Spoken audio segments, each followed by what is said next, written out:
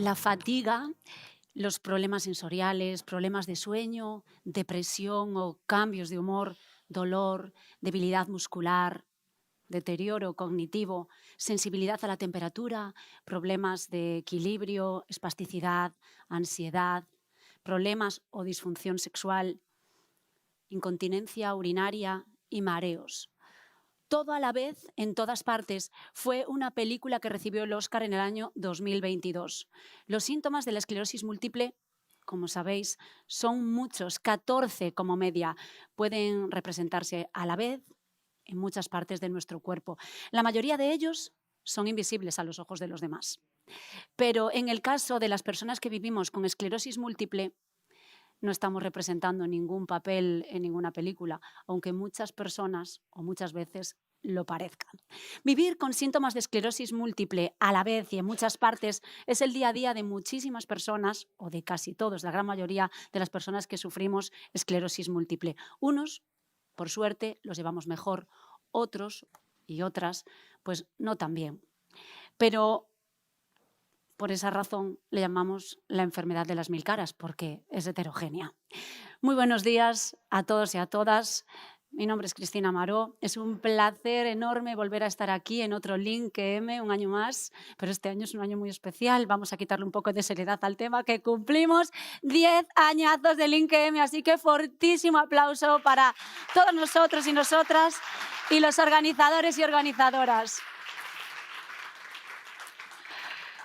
En esta ocasión vamos a hablar de la experiencia de los síntomas en la esclerosis múltiple a la evidencia científica, social y sanitaria, porque el paso de la experiencia a la evidencia es imprescindible para que estos síntomas se conozcan, se comprendan, se reconozcan, se atiendan adecuadamente y se traten adecuadamente. ¿Por qué? Para mejorar la vida de las personas que padecemos esclerosis múltiple y también nuestra salud. Como hablaba al principio Ana Torredemer, tendremos una mesa redonda, en este caso una charla, entre varias personas, especialistas, personas que padecen esclerosis múltiple, así que los voy a ir llamando y por favor, a medida que vayan diciendo su nombre, que vayan subiendo conmigo aquí al escenario. Comenzamos. Ana Revilla, que vive con esclerosis múltiple, es coordinadora de entidades y participación comunitaria de la Plataforma Europea de Esclerosis Múltiple. Muchísimas gracias por acompañarnos. Fortísimo aplauso para ella. Y si me permitís, os voy a tutear, ¿vale? Claro, claro. Siguiente, Isabel Jiménez, que vive con esclerosis múltiple. Es creadora de contenido y es conocida en las redes sociales como el orden mental, el orden mental. Un placer tenerte aquí, Isa. El doctor Edwin Roger Mesa, que es coordinador médico de rehabilitación en el Centro de Esclerosis Múltiple de Cataluña, en el CEPCAT. Mil gracias, doctor. Fortísimo aplauso también para él. También nos acompaña hoy Noelia López, que es enfermera en el Hospital Universitario, son SPASES y profesora asociada a la Universidad de las Islas Baleares. Bienvenida, Noelia. Muchísimas gracias. Bienvenida. Y Federica Balzani, que viene desde la Asociación Italiana de Esclerosis Múltiple, es responsable de grupos de intereses internacionales y relaciones corporativas con la industria farmacéutica y también es vicepresidenta de la Plataforma Europea de Esclerosis Múltiple. Gracias. Una joven con esclerosis múltiple también y, como decíamos desde hace años, sobradamente preparada. Así que muchísimas gracias por compartir. Me voy a sentar con ellos. Gracias. Y también va a intervenir a través de un vídeo, o participar, el profesor Gianpaolo, a ver si lo... Gianpaolo. A ver cómo es. Gianpaolo. Gianpaolo Bricchetto. Bricchetto. Gianpaolo Bricchetto. Presidente de RIMS, siglas de Rehabilitación y Múltiple Esclerosis y coordinador nacional en investigación en rehabilitación de los centros de rehabilitación de Fundación Italiana de Esclerosis Múltiple. Cojo aire. Es que me han dicho, vamos con el tiempo justo, no te enrolles. Entonces, como me enrollo, pues intento ir más rápido. Bueno, un placer enorme teneros a todos aquí. vamos a charlar, vamos a aprender, vamos a conocer muchísimas cosas ya de pacientes y de profesionales de esclerosis múltiple. Bueno, aparte ya vemos que es una mesa redonda muy europea. Comenzamos con Ana Revilla, que le tenemos ahí al fondo, pero muy cerquita, que nos hablará de un estudio europeo reciente sobre los síntomas de esclerosis múltiple, el IMSS, impacto de los síntomas de la esclerosis múltiple. Así que somos todas y todos tuyos. Gracias. Hola, buen día, buenos días. Mi nombre es Ana, y trabajo en la Plataforma Europea de Esclerosis Múltiple y hoy he venido a presentaros el proyecto que hemos realizado sobre el impacto de los síntomas de esclerosis múltiple explicando los resultados en España. Para ponernos un poco en contexto, en MSP cada 5 años realizamos el proyecto del barómetro, que es un proyecto que recopilamos distintos datos sobre la enfermedad en los distintos países en que tenemos organizaciones. Por los que no nos conozcáis, de MSP somos la Plataforma Europea de Esclerosis Múltiple, somos una organización de organizaciones que actualmente contamos con 40 organizaciones en 35 países, entre los cuales que aprovecho para daros las gracias por invitarme a hablar hoy, que me hace mucha ilusión y además es un placer venir a explicar este proyecto en casa también. Pues en 2020, en la última edición del barómetro que realizamos, nos dimos cuenta que había algunas diferencias entre los distintos países que participaron, que había diferencias en el acceso a los tratamientos modificadores de la enfermedad, pero también diferencias en el tratamiento de los síntomas y la atención médica. Dada la escasa información disponible sobre la prevalencia de los síntomas, la carga que suponen y la calidad de su tratamiento en las organizaciones miembros que participaron en el proyecto, dio lugar a la creación de IMSS, del proyecto sobre el impacto de los síntomas. Este proyecto nació con el objetivo de cubrir la falta de conocimientos sobre los síntomas desde la perspectiva de los pacientes y explorar las carencias y deficiencias en los servicios necesarios para mejorar la carga de los síntomas y así impulsar la incidencia política. Para realizar este trabajo se creó un grupo de trabajo formado por distintos profesionales, que podéis ver en pantalla los perfiles, y en colaboración con las organizaciones miembro, que fueron las encargadas de traducir y distribuir la encuesta a los pacientes. Participaron todas estas organizaciones en el proyecto, entre las cuales estaba también Esclerosis Múltiple España. Como resultado, es una encuesta que a lo mejor alguien de aquí hace unos 3 años llegó a responder, porque respondieron 17.151 personas con esclerosis múltiple y 1.322 en España.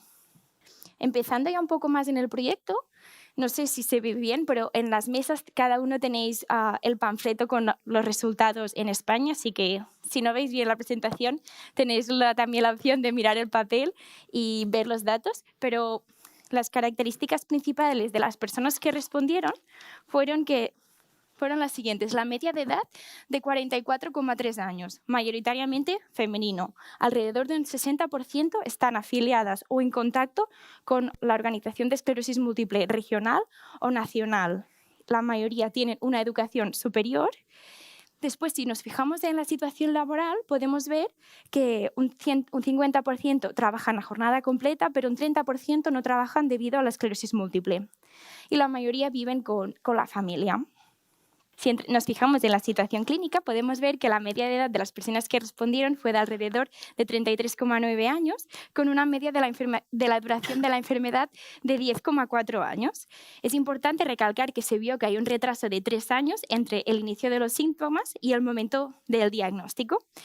Y casi un 40% viven con una o más enfermedades aparte de la esclerosis múltiple, y la mayoría de personas que respondieron, un 75%, viven con la forma remitente recurrente.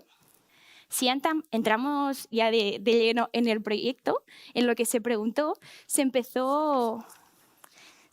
es decir, esta pregunta fue referencia a la frecuencia de los síntomas en los últimos 3 meses. Se preguntó los últimos 3 meses porque es lo que nos acordamos. Es más difícil acordarse de los síntomas que ha sufrido durante todo el último año, así que se preguntó los últimos 3 meses.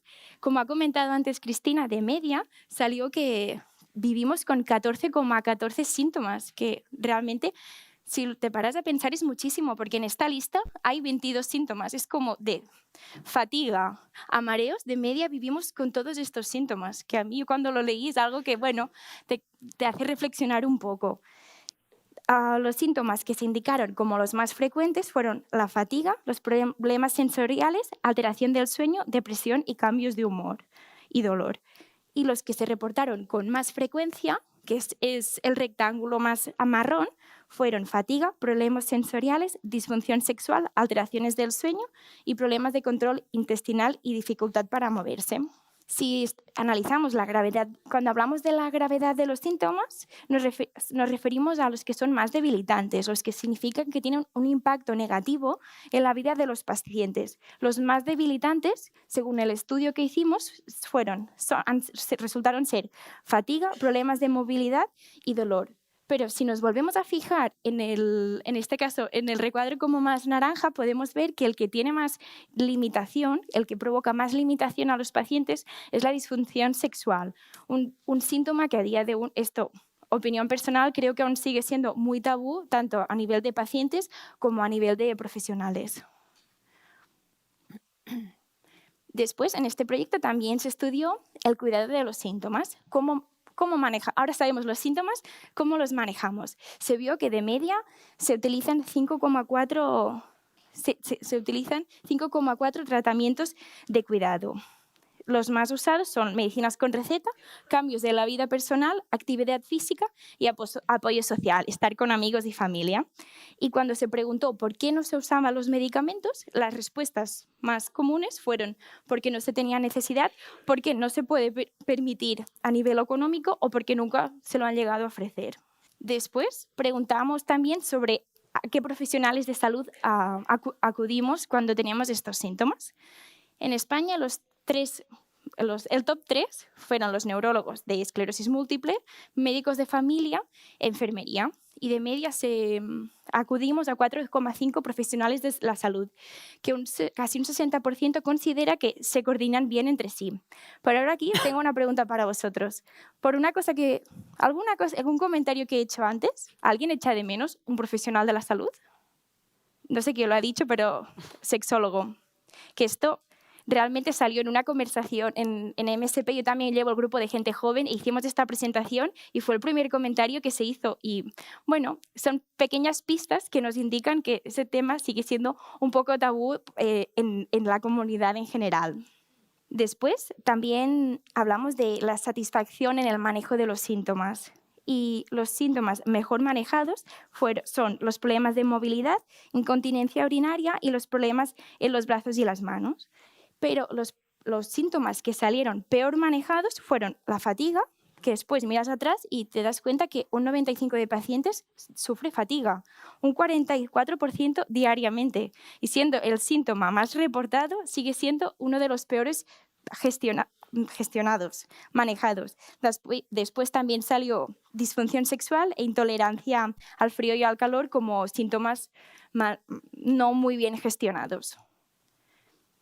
Que estas tablas sé que son muy densas de contenido, pero tenéis los panfletos, así que también en casa podéis mirar más atentamente los resultados. Yo explico solo lo más destacado. Por eso, como resultados claves del proyecto, hemos visto que las personas con esclerosis múltiple viven con un número muy grande de síntomas, que la mayoría son invisibles, poco notificados y poco tratados. Y en el momento del diagnóstico, un gran número de síntomas ya está presente. Por eso aquí ahora un poco nuestra pregunta es si los datos nos dicen algo que no supiéramos ya. Pero como hemos comentado, hoy estamos explicando los resultados en España, pero esto fue un proyecto a nivel europeo y tenemos los resultados de cada país que participó, pero también resultados de la media europea. Hemos realizado un poco una comparación entre la media de España y la media europea, que tengo que decir que no es un estudio significativo, que no utilizamos ninguna herramienta estadística, pero comparando los números finales, sí que hemos visto algunas diferencias, tampoco muchas, pero algunas las hemos destacado en esta presentación. En España podemos ver que el 30% no trabaja por la esclerosis múltiple, delante de un 25% en Europa. En España también hay un poco, la prevalencia de los síntomas es ligeramente superior. No se usa ningún cuidado sintomático para los síntomas, en Europa es un 13% y en España un 21%. Tenemos un menor porcentaje de uso de medicamentos sin receta, un 11% delante de un 25%. El uso de fisioterapia es menor, un 34% delante de un 44% en Europa. Aquí, como hemos visto antes, enfermería, que después Noelia nos contará un poco más, en España está muy bien valorado y 56% de los pacientes acuden a enfermería específica de esclerosis múltiple, que realmente ponen también es algo de la comparativa, es algo bueno que pone en valor el papel importante que tiene la enfermería en España y el bien que nos hace también. Esto como paciente lo digo. Después, el trabajo social también tiene un 14% delante del 9% más a nivel europeo, que aquí también daros las gracias a todas las organizaciones de pacientes que ofrecéis este servicio a los pacientes y que es súper importante. Después, vimos que de media en Europa, bueno, en los países, no en Europa, los países de Europa que participaron, los cuidadores dedican 18,3 horas a la semana, cuando en España dedican unas 38, y que la satisfacción general con el manejo de los síntomas en España es ligeramente mayor. Ahora la pregunta es, ¿por qué son importantes estos resultados? De las historias a las evidencias. Todos en esta sala hemos oído historias personales. De hecho, seguramente la mayoría tenemos historias propias. Pero la evidencia muestra cuán generalizados y sistemáticos son estos problemas y que no se trata de experiencias aisladas. La magnitud de los problemas nos da prioridades, lo que permite pasar de la concienciación a la acción. Este proyecto nos proporciona una base sólida para avanzar hacia una defensa de derecho basada en la evidencia. Los datos nos ayudan a replantear los síntomas y los tratamientos de la enfermedad. Los síntomas no son secundarios y son la forma en que la esclerosis múltiple provoca pérdida de funciones y discapacidad. Los tratamientos protegen la calidad de vida, por lo que el manejo de los síntomas debe iniciarse lo antes posible. Los tratamientos deben estar disponibles cuando se necesitan, en el momento, el lugar, los medios económicos y el contexto adecuado de las personas. Vivir con 14 síntomas significa seguramente que distintos profesionales médicos tienen que intervenir para el manejo de los síntomas, por lo que también necesita una coordinación. Por eso, ahora la pregunta es, ¿qué hay que hacer? Sé que, desde el punto, aquí quiero recalcar que sé que cuando ves los estudios y tal, es fácil decir, pero que después la implementación puede ser más difícil. Pero desde nuestro punto de vista o con los resultados del proyecto, los posibles pasos son concienciar sobre los síntomas y el riesgo de un tratamiento insuficiente y una comunicación de estos insuficientes, mejorar la disponibilidad de la rehabilitación, mejorar el acceso a los medicamentos para los síntomas, mejorar el acceso a la atención interdisciplinaria para controlar los síntomas y un sistema para las personas. Hemos visto que las personas tienen que diseñarse su propio sistema en la mayoría de casos y bastante carga mental puede llegar a ser vivir con la enfermedad como para además sumarle la carga de crear tu propio sistema y coordinar tu entorno sanitario. Pero ¿para quién son estos datos? Esto es un proyecto, pero lo que es en realidad es una herramienta. Hoy que estamos aquí tantas organizaciones de esclerosis múltiple, esto es vuestra herramienta y es el momento de que tanto las organizaciones de EME como las de MSP y todas las organizaciones de nuestras organizaciones también podáis utilizarlo. Porque si no somos nosotros, ¿quién es entonces? Y si no es ahora, ¿cuándo? Y para acabar, ¿cómo podemos utilizar los datos del proyecto? Para incidencia política, utilizar los resultados para involucrar a los responsables políticos y a las autoridades sanitarias. Narrativas políticas. Ahora tenemos los datos, que siempre es más fácil ir a ver a algún político con resultados y decir, sabemos lo que falta y aquí están las pruebas. Impulsar cambios en la prestación real de los servicios y no solo lo que se escribe en las políticas, como por ejemplo financiación para la rehabilitación, funciones de enfermería especializada en esclerosis múltiple, vías de atención integrada y mucho más. Y bueno, hasta aquí mi presentación. Espero que os haya gustado y os haya parecido interesante. En los panfletos que tenéis en la mesa tenéis todos los datos y toda la explicación. Bueno, como más explicación, mi correo es anar.revilla@msp.org. Si alguien tiene alguna duda, me podéis consultar, enviar un correo o estaré aquí. Bueno, ahora creo que hay un poco de preguntas, así que encantada de responder y contenta de estar aquí hoy. Así que gracias.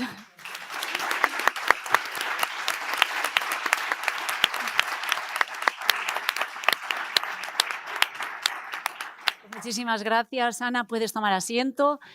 Ha sido, la verdad, muy, muy interesante. Y yo creo que para los pacientes, bueno, profesionales también, pero para los pacientes muchísimo, ¿eh? Y sí que es cierto, yo tengo un podcast que se llama Chicas, ¿qué hago?, que hablamos de sexo, y te das cuenta lo difícil que es para la sociedad escuchar algo tan común que hacemos todos y todas. Es algo natural, hemos nacido del sexo, o sea que no sé cómo a día de hoy sigue siendo un tabú, y más cuando hablamos de una enfermedad, ¿no? Y que todos sufrimos esos síntomas, está clarísimo.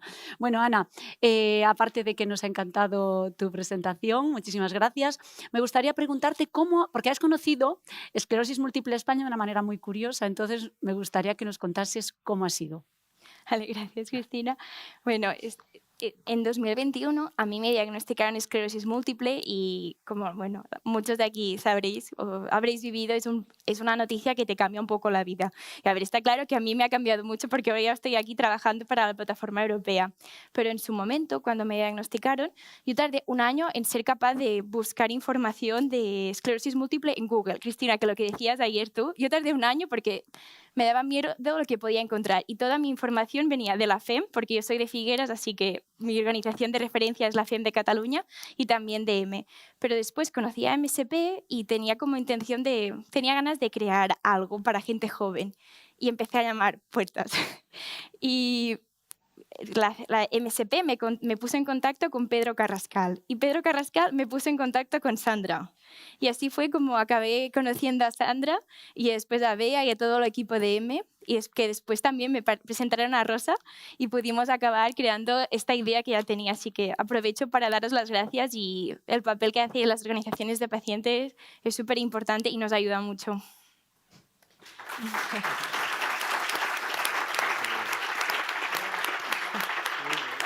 Aparte, ya entraste por la puerta grande y conociste a dos grandes, ¿eh? Pedro Carrascal y Sandrita, que es lo mejor de lo mejor, o sea, vamos, es una maravilla.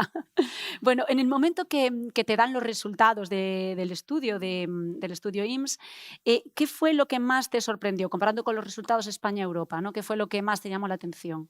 A mí personalmente lo que más me sorprendió, es decir, en los panfletos veréis, que hoy no me he detenido mucho a explicar el tema de los cuidadores, pero en los panfletos tenéis más información, pero un 89% de los cuidadores son informales, son familias, y si en España dedican casi 40 horas al cuidado, te paras de pensar como es decir, seguramente si están 40 horas dedicadas a una persona con la enfermedad, quiere decir que la persona seguramente no trabaja. Y además, como cuidador, tener que trabajar 40 horas, esto me da la sensación que crea más desigualdad y hace la brecha más grande con el resto de la sociedad. Eso fue lo que más... A mí me impactó mucho 40 horas, porque es una jornada completa de trabajo. Ya. Oh, qué interesante, ¿verdad? Estaríamos hablando contigo, vamos, toda la mañana. Muchísimas gracias por tu presentación, por tu conocimiento y de verdad por esa empatía también y esa amabilidad. Muchísimas gracias y un placer. Y ahora seguimos con otra persona muy importante también para nosotros, ¿no? Que voy a leer un texto, si me permitís. Vamos a ver unas imágenes mientras leo un texto. Tanto las imágenes como el texto son de Isa Jiménez, que es conocida en las redes sociales por El Orden Mental. El orden elemental. Ay, elemental, ¿no ves? Elemental. Es que, a ver, os voy a decir una cosa, no veo un carajo, ¿vale? Entonces, he puesto las letras súper pequeñitas y estoy así, y una de dos, digo, vamos a hacer algo muy importante. O estoy en la cámara todo el tiempo mirando así y la gente no me ve, o a veces me confundo y salgo divina de la muerte. Y como podéis comprobar, pues yo prefiero quedarme con la segunda. Así que Si me permites, en algún momento determinado, pues me voy a confundir, no pasa nada. si me permites explicar que se llama así porque yo empecé en la cuenta de Instagram con una frase, y la frase era: en el orden elemental de todas las cosas, has de cuidarte, has de salvarte a ti primero. Qué bonito.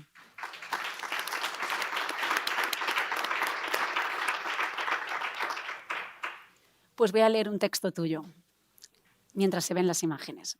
Nadie quiere grabarse en sus peores momentos. Sin embargo, es la única manera de dar visibilidad a algunos de los síntomas que vivimos con esclerosis múltiple, porque algunos son 100% invisibles y otros los ocultamos nosotros mismos.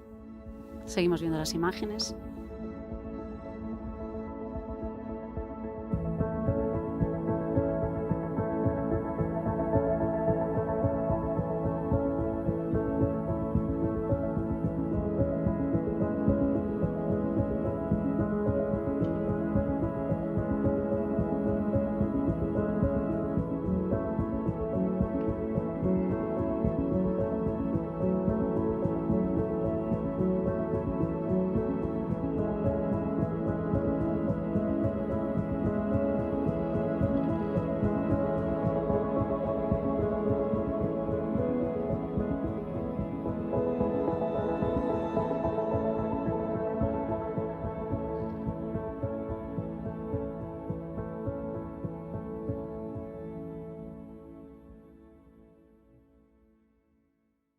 Jolines, en muchas de ellas yo por lo menos me siento muy identificada contigo.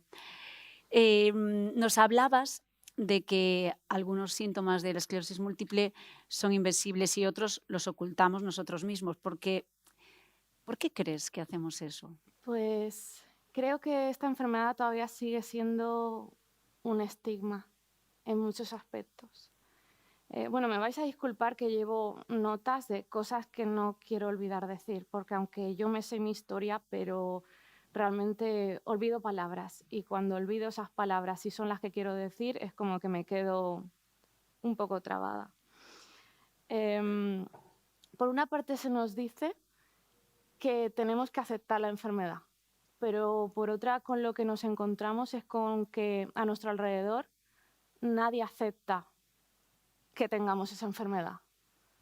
Entonces, una manera de protegernos es ocultarlo porque a la hora de acceder a trabajos, a la hora de intentar mantenernos incluso a nosotros mismos a flote emocionalmente, o el rechazo social e incluso vergüenza hacia nosotros mismos. Entonces, os voy a poner un ejemplo. Yo tengo una amiga que a mí me diagnosticaron en 2022.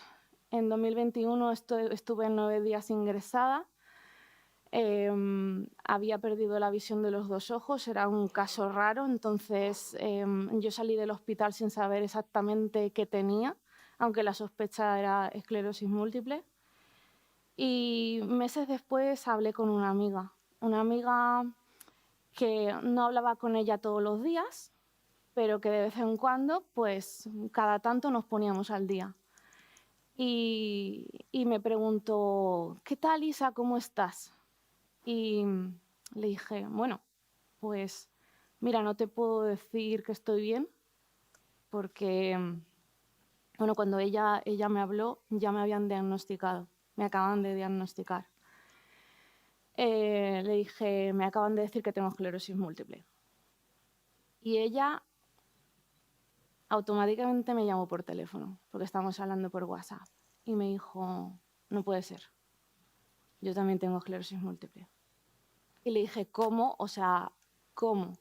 Yo llevaba años sabiendo que había algo que ella no quería decir, pensaba que era un tema de pareja, algo que ella no... pero bueno, lo que no me esperaba era que me dijese, tengo esclerosis múltiple. Pero, ¿cómo gestionas? Sobre todo porque es una enfermedad que se da en una etapa muy, muy joven, en muchos casos. ¿Cómo gestiona una persona con 20 años que a lo mejor le acaban de diagnosticar decirle a sus amigos que tiene incontinencia? O sea, a nivel trauma, ¿cómo salvas eso? Pues la manera más fácil muchas veces es no decir nada, callarse y hacer como que no pasa nada. O incluso negarse a salir, negarse a hacer cosas, negarse a... Ok. En mi caso yo decidí hacer justo lo contrario y tengo 2 razones que para mí son de peso y una que... La primera es que creí que la manera más rápida, la vía más rápida de aceptar esto era contarlo. Esa es la primera. Y la segunda era que yo había quedado incapacitada para mi oficio vocacional. Yo soy diseñadora multidisciplinar, especializada en vestuario teatral. Yo cosía los vestidos, por eso anoche también el corto me tocó tantísimo, porque había frases ahí que yo había dicho, había escenas que yo había vivido. Entonces me pareció muy fuerte. Entonces, como yo había quedado incapacitada para hacer eso, me parecía doblemente traición hacia mí misma, encima no decir el porqué. ni a mí ni a los demás. Es decir, no. Yo he dejado de trabajar en mi vocación, en lo que he luchado toda la vida, un día porque sí. No tiene ningún sentido. Entonces dije, no, o sea, a nivel, para yo no sentirme, incluso te diría, tan inútil en la vida, tan fracasada, necesito decir que ha habido un porqué. Y que es un porqué que la mayoría de días me tumba. Entonces, ¿qué trabajo le puedes dar a una persona que no puede estar mucho tiempo delante de un ordenador? Mucho tiempo, te digo, más de 20 minutos. No puede estar muchas horas sentada. No puede estar muchas horas de pie. De repente ve borroso, no puede... claro, yo no podía coser porque en el momento en fijar la vista, la cantidad de horas que tú coses cuando tienes que hacer un vestuario teatral, estamos hablando de a lo mejor 20 trajes, en un espacio de un mes. O sea, yo había noches que no me daba la vida para dormir. Entonces, no estamos hablando de coser media hora, de coser una horita, de hacer un bajo. Estamos hablando de muchas, muchas horas de trabajo, muchas horas de ordenador. Y eso es insostenible.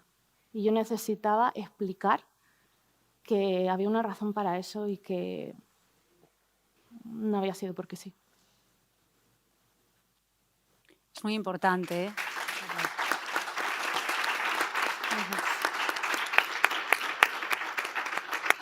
Me parece una parte muy importante el abrirse, el salir del armario y decir, esto es lo que tengo. También hablabas de, claro, una persona joven, recién diagnosticada, ¿no? El explicarle a sus amigos y demás lo que es tener esta enfermedad. Yo siempre digo que para mí, yo tengo esclerosis múltiple desde los 14, 15 años, pero me diagnosticaron con 33. Viví en la ignorancia durante todos esos años. Y realmente, de verdad, y lo digo siempre, me alegro de no haberlo sabido. Porque tuve una juventud maravillosa, viviendo los síntomas como si nada hubiese pasado, y porque sí que es cierto que enfrentarse a eso tan joven te cambia la vida por completo. O sea, ya un diagnóstico te cambia la vida, pues imagínate siendo tan joven. Es una pasada. Pero también hay una parte de querer saber qué te está ocurriendo, porque, claro, cuando no lo sabes, vas al médico y es como que estás loca. Eso ocurre. Sí, ¿cuántas personas nos han contado eso? Sí. O sea, a mí me diagnosticaron en 2022, el primer brote fue en 2021, pero los primeros síntomas fueron, yo ahora miro atrás y fueron en 2007. O sea, tengo grabado un día en el que yo estaba paseando con otra persona por el paseo marítimo y de repente no podía levantar el pie del suelo. O sea, el dolor de yo intentar levantar el pie del suelo era horrible. En ese momento dije, debo de tener problemas de circulación o algo, no sé. Claro, siempre buscamos algo conocido. Sí, sí. Otra, mucho más, o sea, eran cosas muy aisladas en el tiempo. Otra vez me desorienté en mi pueblo, no sabía ir a mi casa. Lo vas al médico y te dice, es que no tienes nada. Eso lo hemos escuchado muchas personas, la verdad que sí. Son muchos, de eso te iba a hablar ahora, ¿no? Que son muchos los síntomas, nos hablaba antes Ana, ¿no? 14 síntomas son los que se conocen por ahora, que pueden salir más seguramente. Muchos de ellos son la disfunción sexual, la fatiga, los problemas sensoriales, alteraciones del sueño, depresión, cambios de humor, dolor, ese dolor que tú me hablabas de levantar el pie y no ser capaz de hacerlo. Bueno, ¿coinciden con los tuyos los que están ahí en el top 10 de los Pues síntomas? a ver, es que aquí creo que hay que especificar que dentro de esos 14 síntomas hay más subsíntomas. Porque yo tengo todos estos. Doy fe que hay bastantes. O sea, si quieres te digo algunos, si te parece. Sí, sí, claro. Hormigueo con debilidad y pérdida de fuerza. La fatiga, que puede ser física, social o mental. Sensación de que te vas a caer. vértigo, pérdida de equilibrio, inestabilidad. A veces me fallan las piernas al caminar. Ayer, después de comer, nos levantamos, estábamos dando un paseo. Primero me fallaba una, luego me fallaba la otra, luego me fallaba otra vez la otra. Y era como, bueno, o sea, esto es una fiesta loca. Vale. Pitidos en el oído con pérdida de audición, atragantarme al beber agua, la disfagia. No poder apoyar un pie o no poder levantarlo del suelo. Neblina mental, dificultad para tomar decisiones sencillas, episodios de desorientación, y he tenido varios. Lagunas y pérdidas de memoria, falta de concentración, pérdida de identidad, muy importante esa. A mí me pasó mucha factura. Una montaña rusa emocional, depresión y sobrecarga, pesadillas que muchas veces vienen del propio dolor que nos despierta y otras veces directamente es que no hay manera de dormirse y otras veces que te despiertas a las 4 de la mañana y estás así, viendo la vida pasar. Bueno. Ataques de llanto incontrolable, rigidez en cualquier parte del cuerpo. Sensaciones raras que pueden ser, ¿cómo se llama esto? Parestesias. Yo, por ejemplo, tengo una que me ha costado mucho tiempo encontrar otra persona que la tenga también, que es que siento que voy caminando y de repente me salpican agua en las piernas. Y es como, y me doy la vuelta y digo, pero si no hay ningún charco, no está lloviendo, nadie me está escupiendo, ¿qué está pasando? Las caricias que duelen cuando tu pareja intenta acercarse. A nivel visual yo tengo destellos, veo borroso, tengo distorsiones, no puedo enfocar, no soporto la luz intensa, tengo fotofobia. Sequedad, escozor continuo, inflamación. Hay veces que noto que incluso como si se me hincha el ojo y yo se lo digo al oftalmólogo y me dice, eso no puede ser. O sea, tu ojo... Y yo, no, es que yo siento que está hinchado. Cansancio, sensación fuerte de tensión, dolor de cabeza, punzante, rodillas, dolores hay de todo tipo, eléctricos, pinchazos, como si te apuñalasen, eso son unas cosas, como si te estrujasen también. Y luego hay una cosa que no sé si, porque yo no he escuchado mucho, pero a mí me ha pasado, antes del verano me pasó. Y lo busqué y parece que se llama afecto pseudovulvar. Y voy a leer porque esto me va a costar explicarlo. Es como una explosión emocional en la que tú piensas por dentro que no sabes qué te está ocurriendo, en plan, yo no estoy triste ni estoy feliz. ¿Por qué narices paso en menos de un minuto de la carcajada al llanto profundo y me estoy 25 minutos así? Eso a mí me ha pasado. Borja asustadísimo. Borja no sabía qué hacer. Me acuerdo que era... Y yo no le podía ni hablar y explicarle. No, o sea, que yo no estoy ni triste ni contenta. O sea, pero era como llorar. Y, o sea, después de eso acabé con un ataque de asma porque era tal intensidad que claro, o sea, acabé ahogadísima. Y Borja era como, salgo de la habitación, entro en la habitación. Bueno, ¿te estás riendo? Pues me voy. Bueno, pues entro porque estás llorando otra vez. Así estuve 25 minutos. O sea, algo se pinzó ahí que dijo, no. O sea, yo sabía que no estaba ni triste, no sé, yo lo que estaba era asustada. Es decir, ¿qué me está pasando en el cuerpo? Es que creo que nos vamos a quedar, Ana, vete apuntando, porque nos vamos a quedar con tus subsíntomas. Aparte de los 14, toda la lista de los síntomas que... Hay uno más que no oigo mucho y se llama, parece ser, fantosmia. No sé si os suena. Es que percibimos olores que no existen. Y esto yo lo he hablado con un montón de gente del orden elemental y efectivamente hay gente que le pasa. O sea, y además son normalmente olores súper desagradables. A pesar, Ya. yo pensé que ibas a decir que eran olores pues agradables. No. No, todo lo No. contrario. Vale, entonces sí que No, se puede. no, tú no fumas, pues vas a oler a tabaco.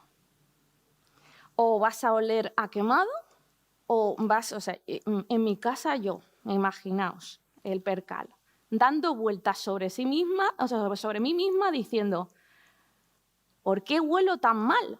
O sea, porque aquí no hay otra persona. Y si no hay otra persona, soy yo. Huelo un olor corporal fuerte y, o sea, no puede ser. Me acabo de duchar, hacerme así. Decir, pero si no huelo. ¿Pero Doy fe quién que no. es? O sea, eso me ha pasado. Y decirle a Borja, no, es que estoy oliendo tal cosa. Y él, no, aquí no huele a tal cosa. Pues nos A anotamos. podrido también. A podrido también. Nos vamos a anotar ese síntoma. ¿Cómo se llamaba? Fantosmia. Fantosmia. Pues Isa, el tiempo corre a nuestra contra, o sea, tenemos que dejarlo contigo aquí. Nos parece súper interesante todo lo que nos estás contando, pero es lo que hay. Después de esta mesa redonda, nos sigues contando esos síntomas. El orden elemental, no me vuelvo a confundir. El orden Muchísimas gracias por compartir con nosotros pues, toda tu experiencia, tus síntomas. Muchas gracias. Muchísimas gracias. Y ahora seguimos con el doctor Roger Mesa. El doctor Roger Mesa es una cara habitual en los foros del INCEM. Tiene una amplísima experiencia en rehabilitación en esclerosis múltiple en el CEMCAT. Nos va a hablar, muy bien, vas tomando ya posición, nos va a hablar sobre el impacto de la comorbilidad y la rehabilitación en esclerosis múltiple. Para ello ha preparado una presentación que nos puedes comenzar a hablar en estos momentos. Bueno, realmente aquí el experto no soy yo, aquí el experto sois vosotras, realmente, porque cada una sois expertas en vuestros síntomas y subsíntomas. Ya doy fe que Ana huele maravillosamente bien, así Soy que... Isa. Isa, perdón. Vale, pues muy rápido, quiero contarlos, y me estoy devolviendo, además, sobre la salud cerebral en la esclerosis múltiple. Y aquí aprovecharé un poco para ser más general, más global, porque también los involucraré a vosotros, aquellos que no tienen un diagnóstico de esclerosis múltiple. Y ya veréis por qué. Porque resulta que hay ciertos síntomas como la depresión, la ansiedad, la enfermedad pulmonar crónica, la hiperlipidemia, la enfermedad cardíaca y la diabetes, que en el momento del diagnóstico de esclerosis múltiple ya están en los pacientes. Y fíjense que en las líneas rojas y en la línea azulita ya estaban estos diagnósticos presentes en aquellos pacientes diagnosticados con esclerosis múltiple. Pero estas enfermedades tienen un impacto real en nuestros pacientes, en aquellas personas que están afectadas de esclerosis múltiple. Fíjense que la hipertensión y la diabetes, la incidencia es mucho mayor en personas con diagnóstico de esclerosis múltiple, pero así también la enfermedad pulmonar, la enfermedad inflamatoria intestinal y también la enfermedad cardíaca, presente en más personas con esclerosis múltiple. Pero también las enfermedades cardiovasculares que muestran que en promedio estas comorbilidades, por ejemplo, en personas con esclerosis múltiple tienen un riesgo mayor, un riesgo casi 1,5 veces más riesgo de tener enfermedades cardiovasculares que en personas que no tienen esclerosis múltiple. ¿Y por qué quiero hablar de ponerlo en relevancia estas comorbilidades? Porque hoy hemos hablado de los síntomas y los subsíntomas, pero ¿y qué pasa con las otras enfermedades? ¿Qué pasa con aquella otra comorbilidad que está presente y afecta a los pacientes? Y es que retrasan el diagnóstico, reducen el inicio de tratamiento, o hacen que la velocidad de la progresión de la enfermedad sea más rápida, disminuyen la calidad de vida, disminuyen o generan una brecha socioeconómica muchísimo mayor y también tienen una mayor mortalidad. Por eso es importante tener presente de que la comorbilidad afecta directamente el diagnóstico y el tratamiento. Pero ahora nos ponemos todos en la misma situación. Y este es un estudio preciosísimo que hicieron en más de 110,000 trabajadores de salud, enfermeras, en la que les preguntaron, oiga, ¿cuántos hábitos de vida saludable tienen ustedes? Y entonces a la edad de los 50 años y después le hicieron un seguimiento hasta 33 años. Y entonces se dieron cuenta que las que tenían hábitos saludables como no fumar, tener un peso saludable, tener una actividad física regular de unos 30 minutos diarios, tener un consumo de alcohol ninguno o muy poquitín y tener una dieta saludable, pues en estas personas que tenían, aunque sea más de 4 hábitos saludables, tenían más de 10 años de vida sin enfermedad, sin comorbilidad. ¿Qué quiere decir? Que aquellas personas que no tenían eventos, que no tenían ningún hábito saludable, podían decirse que a partir de los 50 tenían 23 años sin enfermedad. Pero aquellos que sí que tenían hábitos saludables podían decir que tenían 31 años sin comorbilidad, sin enfermedad. Fíjense que en la población general ya estamos diciendo de que durante 10 años estaremos libres de comorbilidad, de enfermedad, solamente teniendo hábitos saludables. Ahora, son estudios muy grandes que tenemos que personalizarlos. Cuando llevas todos estos datos a la individualidad, cambia la situación porque cada uno tiene que aplicar esa realidad en su día a día. Pero, ¿y los hábitos de vida saludable? Vamos a ver qué dice la evidencia. No me fustiguéis a mí, ¿eh? La evidencia es la evidencia. Así que esta gráfica compleja y difícil es para mostrar cómo ¿alguien fuma aquí? No levante la mano. Por favor, no queden en evidencia.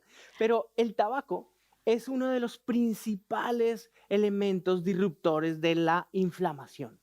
Es un elemento proinflamador en el que genera todas estas... no me enciende, me engañan aquí con el láser.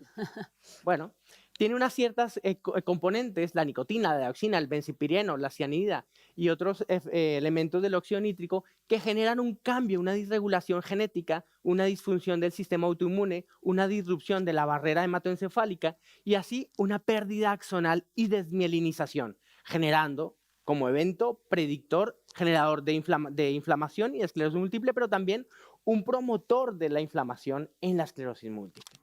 ¿Y qué tal si hablamos de los factores nutricionales? Aquí hay habrá quien me diga, no, yo quiero la dieta paleo, no, yo quiero la dieta de las verduras, no, yo quiero la dieta de las hierbas, no, yo quiero el pasto. Vale, perfecto. Pero hay que decir que la dieta tiene un potente efecto a nivel de la inflamación o de la antiinflamación. ¿Sí? Justo en el Lectrims, ya en varias ponencias se habla de la dieta como un elemento proinflamador, que incluso se puede utilizar como un disminuidor, o sea, que genera una disminución de los marcadores de inflamación a nivel cerebral. Las dietas americanas, pues lo que generan es una ruptura de ese eje cerebro-intestino, y ese eje cerebro-intestino genera inflamación. Mientras que la dieta mediterránea, pues tiene unas ciertas particularidades que mejoran o disminuyen la proinflamación a nivel del sistema inmunológico. Pero hablemos de la actividad física, la rehabilitación. Y entonces cuando hablamos de rehabilitación y actividad física, esta es una diapositiva que siempre pongo en todas mis presentaciones, que ya es habitual, seguramente Cristina se acordará, en el que la actividad física, si veis estas 3 líneas que están marcadas aquí, las líneas de arriba es la línea roja, el curso normal de la enfermedad, en la línea verde, alguien que ha empezado a hacer ejercicio después del diagnóstico, y la línea azul, alguien que ha tenido o que siempre ha hecho actividad física a lo largo del tiempo. Y es que la diferencia entre esas líneas se llama reserva funcional. La reserva funcional o reserva cognitiva, que hace que cada uno de estos tipos de personas enfrenten la enfermedad o los brotes o las lesiones que van surgiendo a lo largo del tiempo de una manera diferente. Y por eso me encanta veros a vosotras aquí, porque sois mujeres activas, sois mujeres fuertes, sois mujeres que se mantienen en un nivel de actividad amplio, que lo que hace de una manera es generaros reserva funcional cognitiva, reserva funcional física, y eso cambia el flujo natural de la enfermedad, lo modifica. Aparte de la medicación, que en los últimos años las medicaciones que salen son muchísimo más efectivas y más potentes. También, si vemos esta diapositiva acompañada con la otra, un poco los efectos protectores del ejercicio. El ejercicio genera Facilita incrementar la densidad dendrítica para las conexiones neuronales, mejora la función sináptica, mejora la expresión de factores tróficos y cambia a nivel funcional los volúmenes cerebrales en múltiples áreas del cuerpo. Uno de los artículos que me gusta más es cómo el ejercicio y la actividad física puede cambiar el volumen talámico, que es uno de los artículos más interesantes que hay y que podéis encontrar en la bibliografía científica. Para llevarnos a casa, el ejercicio seguro, los programas deben ser adaptados a las habilidades y a las necesidades y a los síntomas. La colaboración interdisciplinar es necesaria, necesitamos fisioterapeutas, logopedias, terapeutas ocupacionales, médicos, neurólogos, que estén ahí dentro del equipo, pero también las trabajadoras sociales son necesarias dentro del equipo para poder coordinar y generar que aquellas barreras se conviertan en facilitadores sociales para que se pueda mantener una actividad física en cada una de las personas afectadas de esclerosis múltiple. Pero también hablamos de la reserva y es que todo esto que hemos hablado nos lleva a adquirir, a mantener o a ganar reserva funcional. Y la reserva funcional, yo siempre le explico a mis pacientes, es que es como cuando quieres ir a coger el autobús y tienes que correr rapidísimo para que no se te vaya el autobús. La reserva funcional es ser capaz de correr esos 20 metros y subirse al autobús o no tenerla y dejar que se pierda el autobús y llegar tarde a lo que se tiene. Y eso es reserva funcional. Otra cuestión interesantísima es que la salud cerebral es la sumatoria de todo esto que os estoy contando. La salud cerebral es manteneros activos socialmente, activos físicamente, una buena nutrición, no generar o no consumir elementos que nos generen inflamación. Y en los últimos años, la evidencia alrededor de todo lo que se llama salud cerebral se ha ido incrementando poco a poco. Y es que en 2016 se publica este primer artículo, que es un encuentro además dentro de todas las plataformas europeas, en el que se dice, oiga, hay una serie de actividades que facilitan, empoderan y mejoran la salud cerebral. Y justo en este artículo, que es un llamado de atención a toda la comunidad en esclerosis múltiple, en el que dice, el cerebro es tiempo, brain it matters, el tiempo importa en el cerebro y ante un diagnóstico precoz, ante un inicio de tratamiento precoz, ante una identificación de síntomas y trato de síntomas precoz, mejora la calidad de vida y mejora la evolución de los pacientes. Y por eso es tan importante esta nueva mirada que hace todo el mundo de la esclerosis múltiple hacia la salud cerebral. Y la salud cerebral se resume en que, ¿se acuerdan las líneas que os mostré? La azulita, la roja y la verde. Se traduce en que si tenemos personas que tienen reserva funcional, tienen más volumen cerebral. Y si tienen más volumen cerebral, pues tienen mejor función cerebral, mejor participación social. Y esto se traduce entonces en años de vida ganados con salud. ¿Qué pasa? Que también el impacto a nivel económico es muchísimo mayor. Es muy diferente el impacto económico de una persona con una discapacidad leve a una discapacidad alta. Y el impacto económico no solamente hacia el sistema sanitario, sino hacia sus familias es muy, muy diferente. Por eso vuelvo y digo, el tiempo es importante, ¿sí? En este artículo, en el que se reunieron muchos expertos y establecieron un consenso de recomendaciones, en el que recomendaban, ¿alguien fuma en esta sala?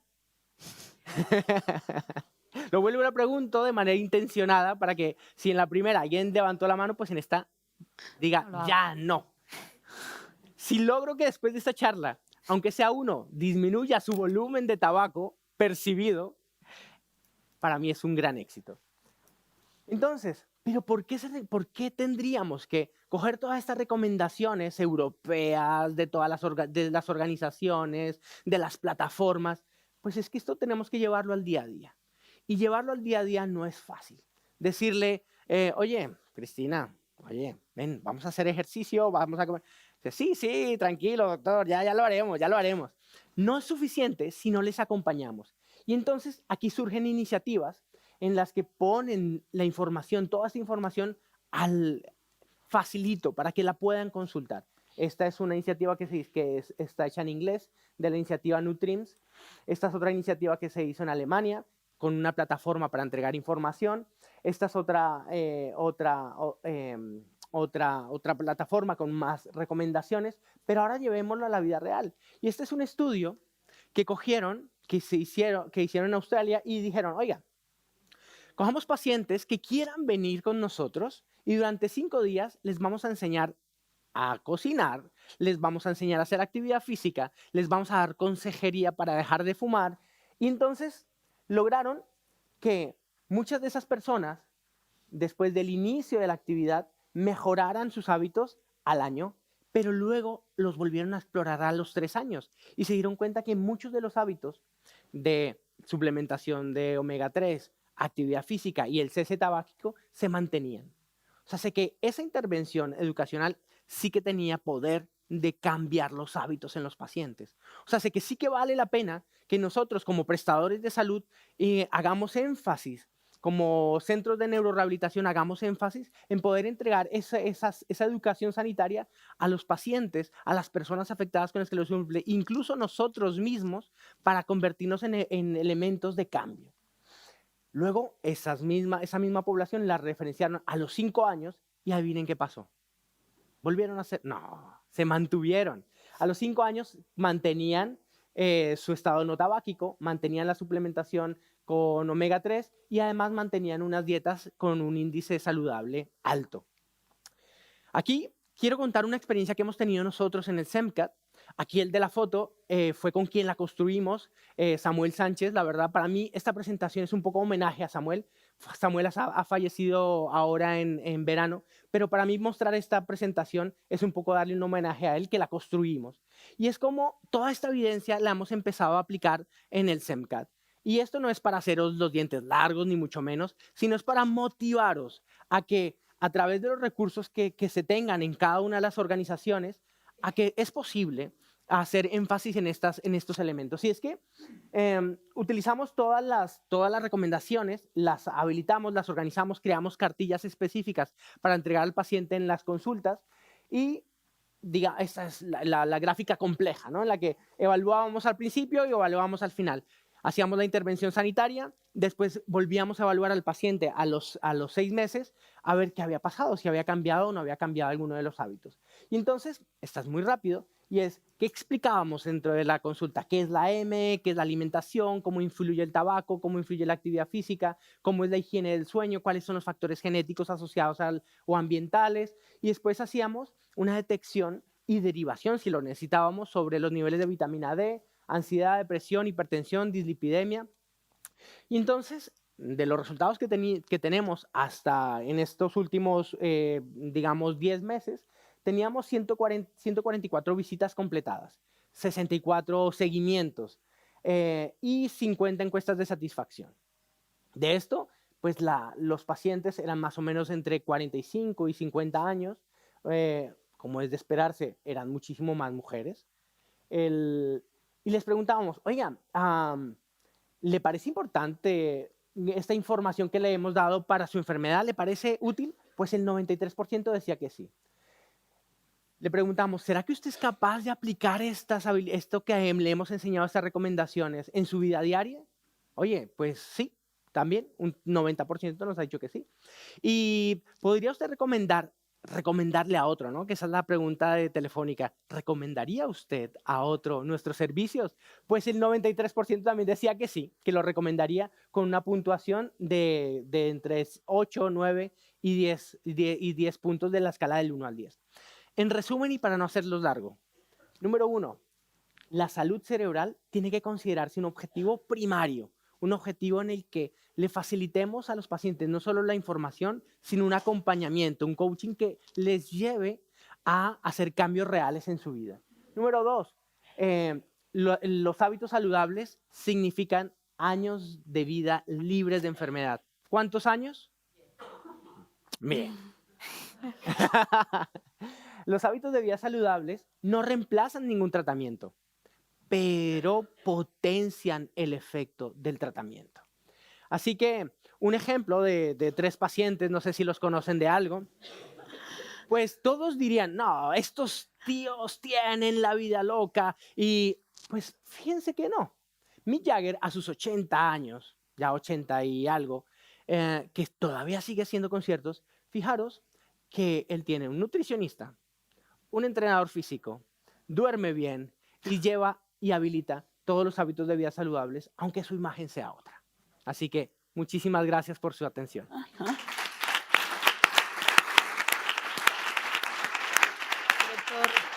muchísimas gracias. Bueno, qué interesante, de verdad. Yo quiero vivir sana 10 años más. Sé que ya bastante tenemos con las enfermedades autoinmunes como para que nos venga pues, problemas cardiovasculares, diabetes. No, no puede ser. Claro, hay que cuidarse bien, hay que alimentarse bien y nos quedamos con eso. Se habla mucho sobre la rehabilitación y para explicarnos a las personas de a pie qué es la rehabilitación, ¿nos puede decir pues, qué ventajas tiene y cómo tenemos que hacer para que eso mejore nuestra calidad de vida? Hay que entender, yo creo que 3 cosas importantes. Uno es la actividad física, otra cosa es el ejercicio y otra cosa es la rehabilitación. La actividad física es cualquier cosa que hacemos ahora que vas a salir caminando por aquí y vas a coger el metro y en vez de coger el metro de aquí vas al siguiente metro y caminas 2 kilómetros. Eso es actividad física pura y dura, sin un objetivo claro, específico, sino, mira, quiero ir a caminar. Llego a mi trabajo y voy a subir los 3 pisos de escaleras y los voy a subir porque quiero. Actividad física.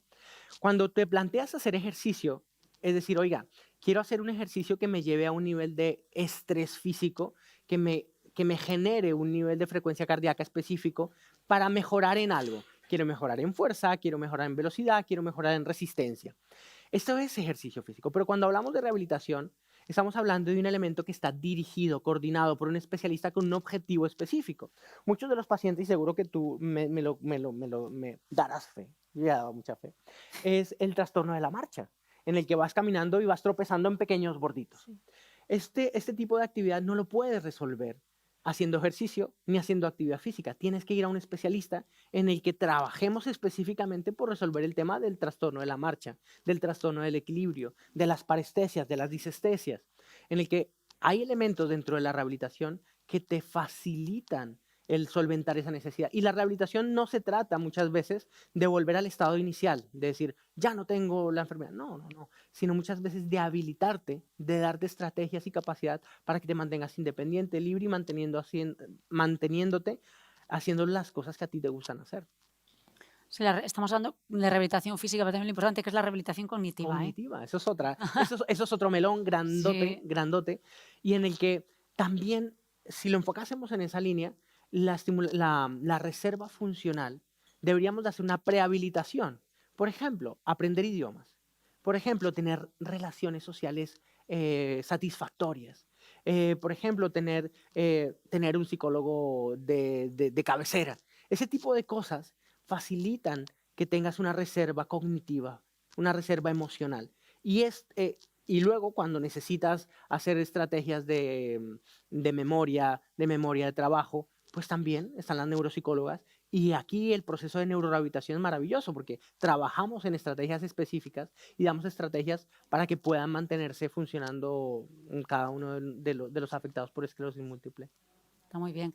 Y hablamos de relaciones sociales, pero no chatear por el móvil, ¿eh? Eso no entra, ni estar ahí en Instagram ni cosas de estas. No, relaciones de toda la vida, hablar, comunicarse, ¿no? Porque las otras no, esas no funcionan.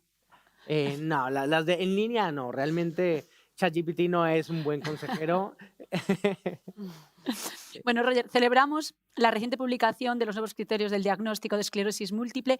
Explícanos, por favor, en qué beneficiarán a las personas que reciben un diagnóstico y qué mejorarán en el futuro, ¿no? Esas personas. Déjame leer aquí Sí, una por imagen que supuesto. tenía preparada y es, ¿en qué cambia? Básicamente, entra las lesiones a nivel de nervio óptico como uno de los criterios. Luego, entra en el que un simple ataque o un simple brote con evidencia de cuatro lesiones topográficas en la resonancia también facilita el diagnóstico. Facilita que un hallazgo incidental en una resonancia magnética que no tiene que ver porque tengas un síntoma y se encuentre y sea específicamente las lesiones más un síntoma inespecífico, ya te facilita el diagnóstico. ¿Esto en qué se traduce? Para efectos prácticos. Se traduce en que el diagnóstico se puede hacer hasta 6 meses, 8 meses antes. en el que el tratamiento se pueda iniciar incluso muchos meses antes. Eso, como ya hemos hablado, el tiempo es cerebro y al empezarlo antes, pues mejora la perspectiva a largo plazo. Muy interesante. Me ha encantado su ponencia, pero lo que menos me ha gustado es de la ingesta de alcohol, porque me gusta tomarme mi vinito, mi cervecita, pero bueno, todo lo demás, vamos, he apuntado y grabado a fuego. Muchísimas gracias, ha sido un auténtico placer. Muchas gracias.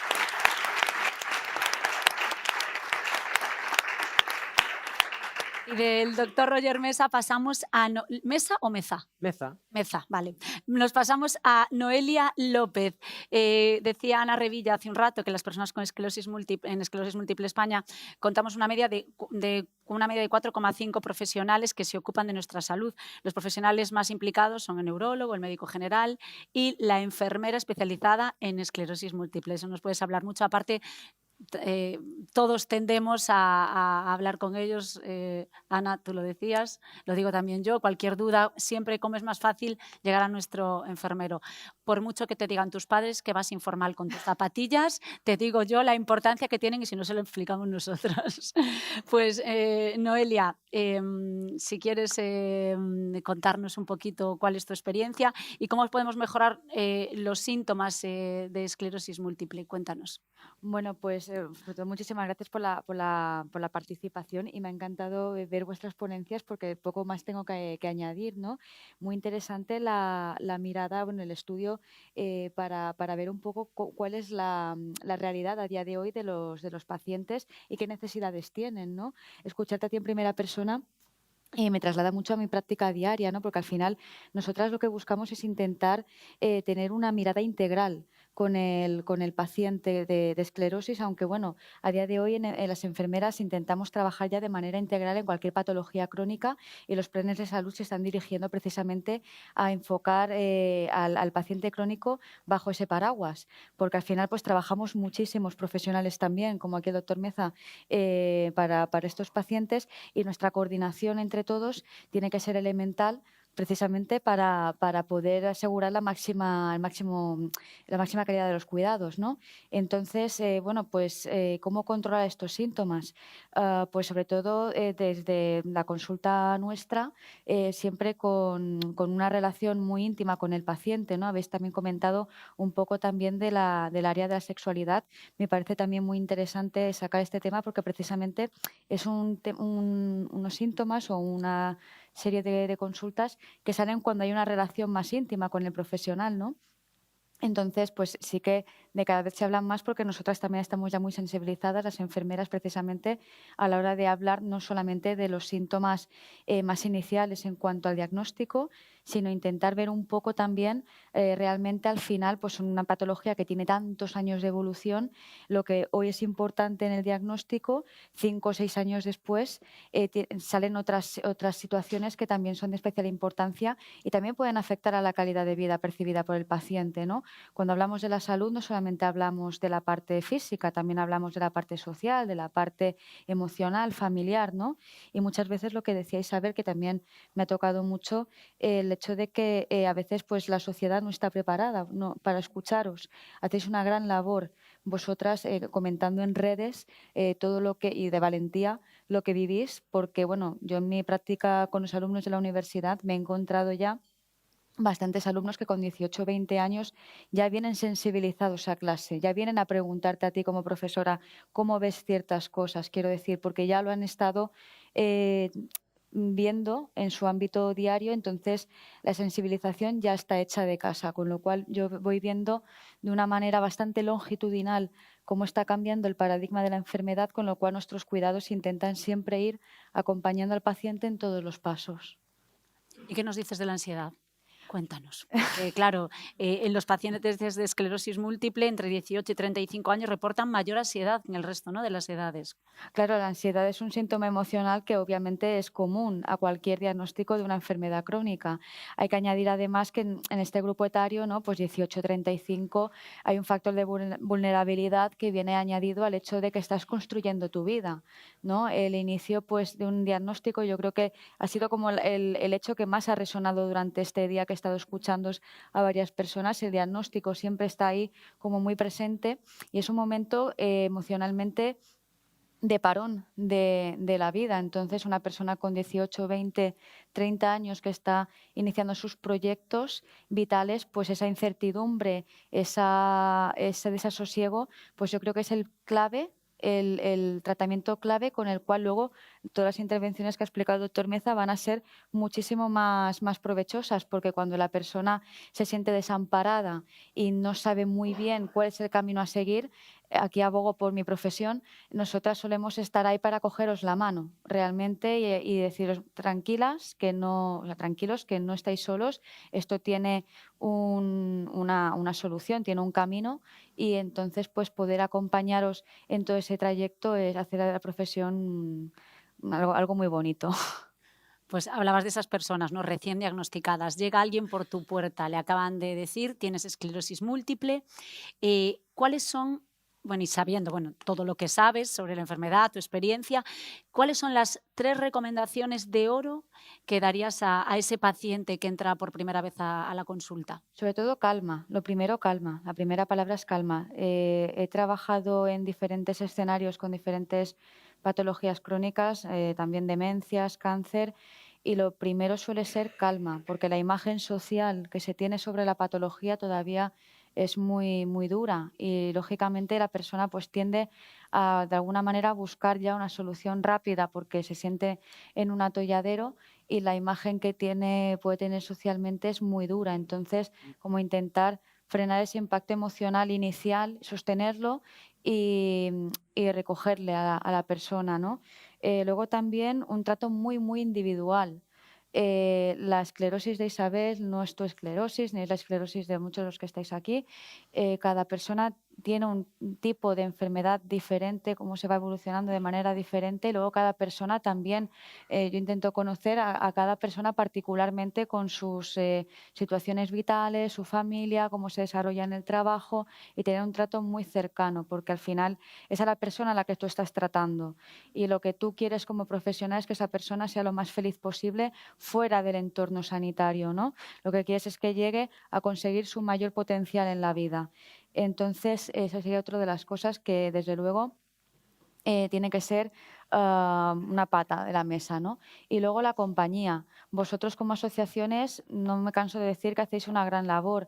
Ayer comentabais por la evolución de cómo ha ido evolucionando tanto los sistemas sanitarios como sociosanitarios, sociales, habéis tenido que sostener muchas veces elementos que nosotros como instituciones no hemos podido responder en algunas comunidades y entonces vuestra labor es encomiable. A pesar de ello, sí que es verdad que, por ejemplo, aquí en Cataluña tenéis, gracias al compañero Miguel Ángel, una gran labor con el tema del programa Paciente Experto, que ha estado también haciendo, bueno, nosotros en Baleares también estamos intentando con el programa Paciente Activo hacer un poco también de acompañamiento y de grupo para los pacientes en fases iniciales o en otras fases de la enfermedad, precisamente por lo que habéis comentado, ¿no? Que muchas veces las personas que viven en situaciones similares son aquellas que con 2 palabras se entienden más. Entonces, esa compañía también da como valor para que la persona pues, pueda enfrentarse y adquirir luego los conocimientos y las competencias para poder desarrollar cuanto más habilidades para el cuidado de su enfermedad. Pues nos quedamos con eso, Noelia, con esas 3 reglas de oro: la calma, individualizar, cada persona es diferente y hay que tratarla de una manera distinta, y la compañía. Perdón. Muchísimas gracias también por tu empatía, por explicarnos de esa manera tan amable.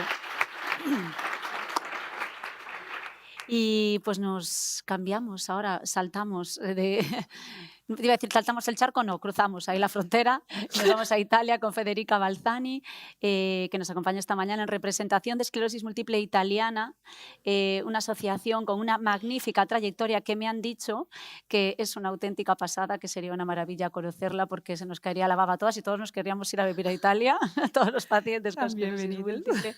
Bueno, una trayectoria espectacular en atención y rehabilitación de personas con esclerosis múltiple.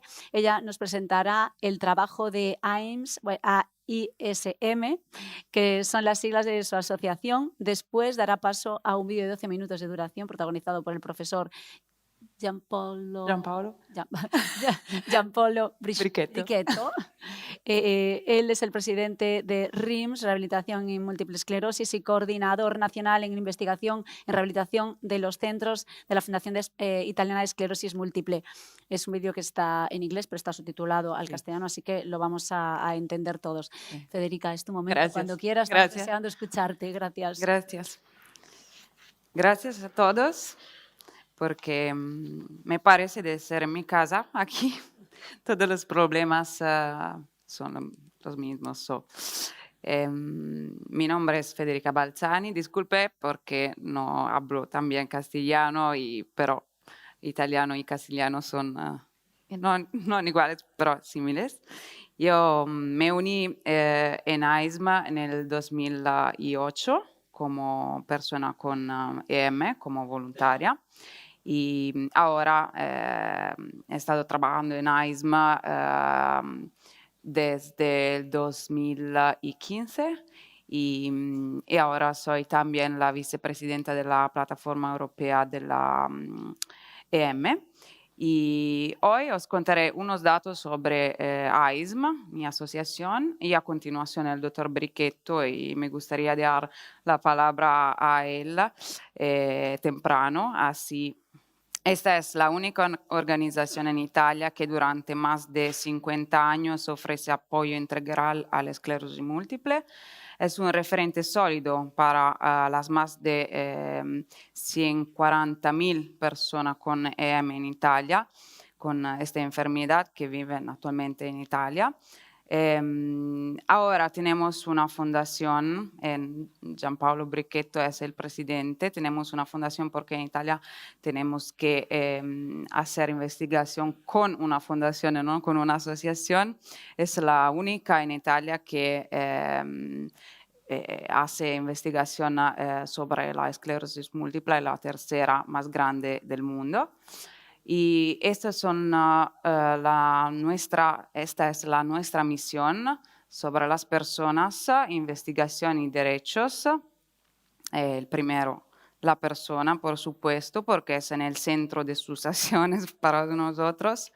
Y hacemos promoción de servicios sociales y de salud a nivel nacional y local, como asistencia para la movilidad, número gratuito de ayuda y resoluciones de problemas para todas las personas, apoyo psicológico, grupos de autoayuda, actividades físicas de bienestar y actividades de herramientas de información y sensibilización, etc. Y investigación, el segundo, y se han asignado 80 millones de euros a la investigación en los últimos 10 años. Somos el primero financiador privado en Italia, el tercero a nivel mundial en investigación de la EM. Y derechos, por supuesto, representación, afirmación y protección de los derechos de las personas. Tenemos y por lo tanto utilizamos principalmente tres herramientas. Aquí sí, la pueden leer: Carta de los Derechos, Agenda de la EM y Barómetro de la EM. Y en el 2011, creamos la Carta de los Derechos de EM, pero después 4 años más o menos, hemos pensado que los derechos escritos en un papel son no tan útiles para las personas, y así creamos la agenda de la EM, que tiene las prioridades de las personas con esclerosis múltiple. No es la agenda de AISMA, sino de las personas y de todos los stakeholders de la EM. Y después el barómetro de la EM, que tiene todas las cifras, números de la esclerosis múltiple, de esta enfermedad. Es una fotografía actualizada cada año y que contiene todos los números, todas las cifras de la enfermedad y también los costes, por supuesto. Y estos documentos nos permiten de agir, interactuar con las instituciones, con centros clínicos, por supuesto, para establecer prioridades y encontrar posibles soluciones compartidas, teniendo los datos a la mano. Esto es muy importante para nosotros. Unos números en Italia, nosotros tenemos una oficina central en Génova, pero para ser cercanos de las personas con EM tenemos 98 oficinas provinciales y contamos 5 servicios de rehabilitación y 3 centros de atención social y aproximadamente 200 empleados y muchos voluntarios para todos los eventos. Pero ahora me gustaría compartir con vosotros un proyecto de comunicación, así no estamos hablando de los síntomas y uno de nuestros esfuerzos es sobre las personas con EM, sobre la información y la comunicación. Me gustaría hablar solo un momento de un ejemplo para compartir. Y eso es Portraits, es un proyecto de comunicación. En 2023 creamos una campaña de awareness que resaltaba los síntomas, inclusas los invisibles, por supuesto, de la EM. Y la campaña culminó el 30 de mayo, el Día Mundial de la EM, con una gran exposición en una céntrica plaza de Roma y en Milán también, con obras muy grandes creadas mediante inteligencia artificial. En el 2024 y este año, AISM desarrolló el proyecto y creó un spot de televisión, un video para la televisión y otros videos digitales ad hoc. Y es muy importante para nosotros porque este proyecto ha sido un gran éxito y sobre toda la población y las personas con EM.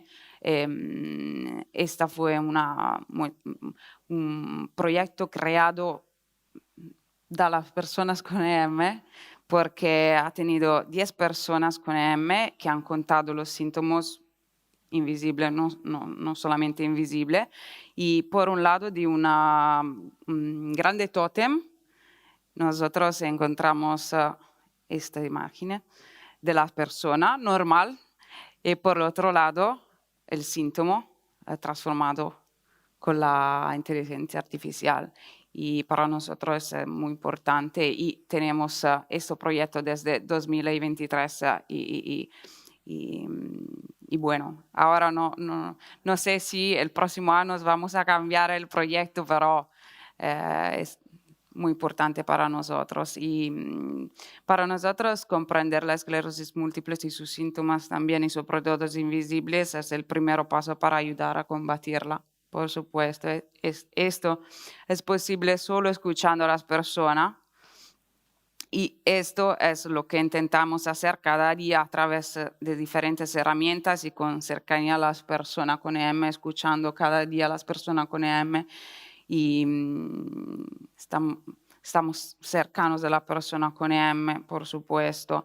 Y pasando al ámbito de la investigación, tenemos también una visión que sitúa a la persona con EM en el centro de todos los procesos y lo logramos con el proyecto Multiact, que es un proyecto de nuestra Fundación Europea, pero finalizado por nuestra asociación, que creó directrices específicas para la participación de todas las partes interesadas y de la persona con EM.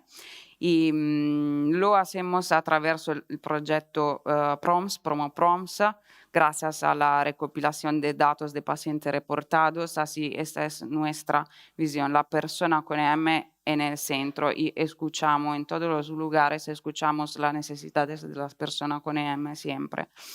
Y gracias a la persona con EM podemos entender lo que es más relevante, en qué debemos centrarnos y cómo encontrar tratamientos como la rehabilitación. Y por lo tanto ahora me gustaría recomendar al doctor Giampaolo Bricchetto, que da un video sobre el tema de la rehabilitación en Italia y nuestro sistema en AISM, en nuestra fundación. Él no puede ser aquí porque es en RIMSA, pero me gustaría dejar la palabra a él y Gracias por todo y para compartir nuestra experiencia. Es un placer estar aquí. Gracias. Y bueno. Gracias. Muchas gracias. Good morning. My name is Gianpaolo Brichetto. I am an Italian researcher and medical doctor in physical medicine and rehabilitation.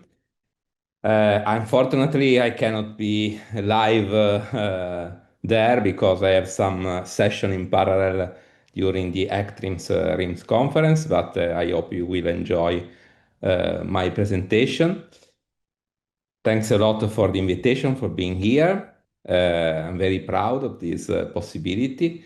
And I will talk about my perspective, the perspective of Italian MS Society, but also the perspective of RIMS, European Network of Rehabilitation in Multiple Sclerosis, on innovation in neurorehabilitation in the management of symptoms, present and future.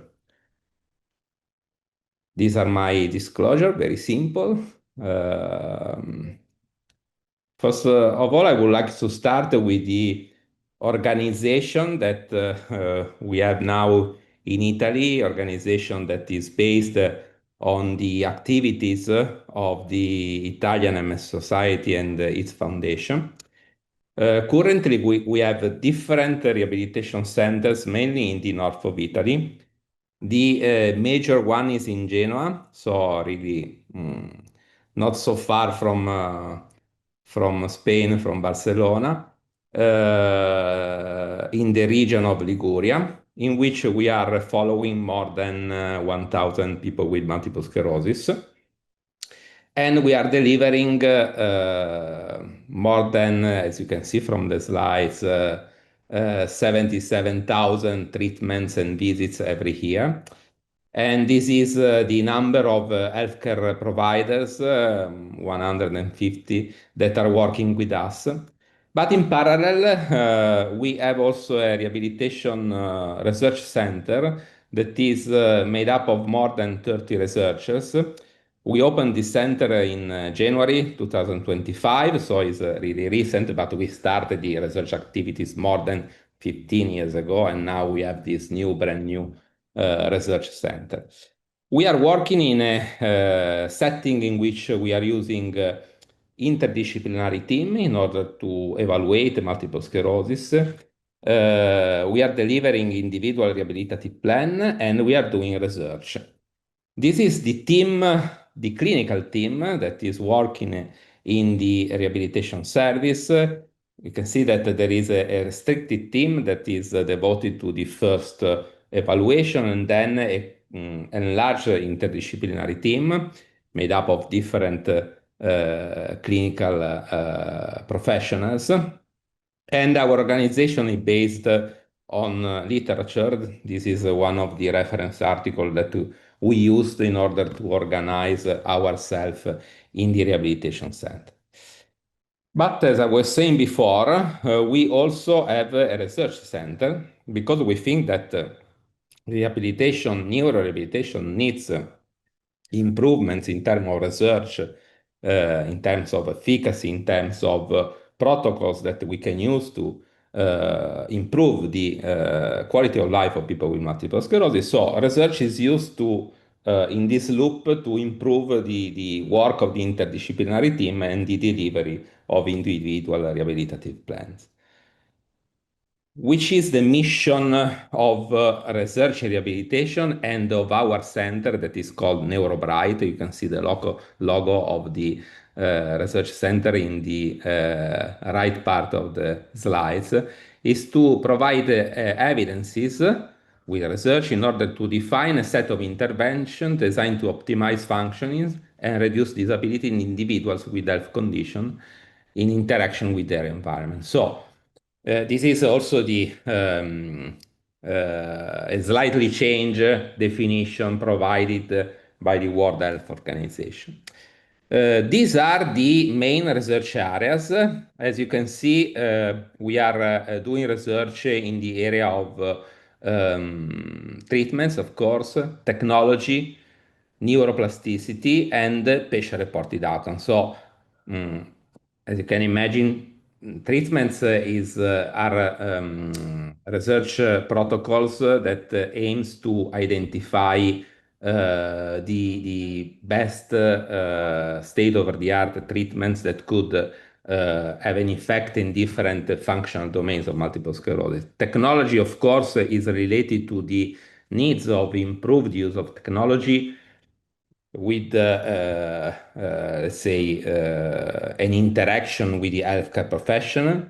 Neuroplasticity is, I think, also from my perspective, a fascinating way to treat MS and to improve the domains of MS by changing substantially